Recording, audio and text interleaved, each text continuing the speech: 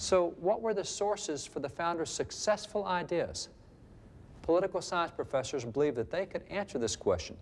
If they could assemble a broad spectrum of writings from the founding era and see who or what was being quoted in those writings, then they could identify the source for many of the unique political ideas embraced during the founding era.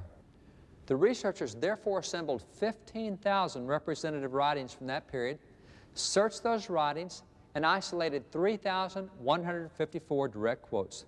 They traced those quotes back to their original sources, thereby identifying the most frequently cited sources of the founding era.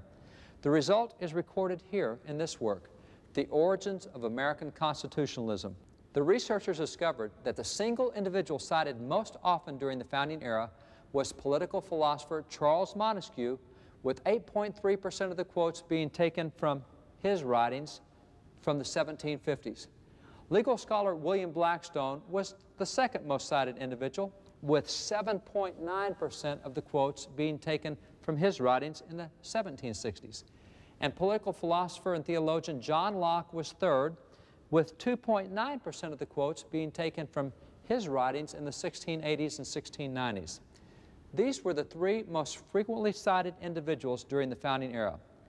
But the researchers discovered that the single most cited source was the Bible, with 34% of the quotes being taken from the Scriptures.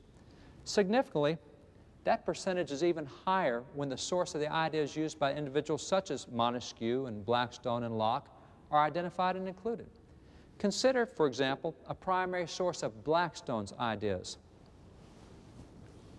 This massive set is Blackstone's most famous work, his Commentaries on the Laws. First introduced in 1766, this became the final word in American courts, and it remained a primary legal source until well into the 20th century. This was used to define words, establish procedure, and settle disputes. So what was a primary source for Blackstone's ideas? The answer is evident when going through his works, but the testimony of Charles Finney also provides a clear indication.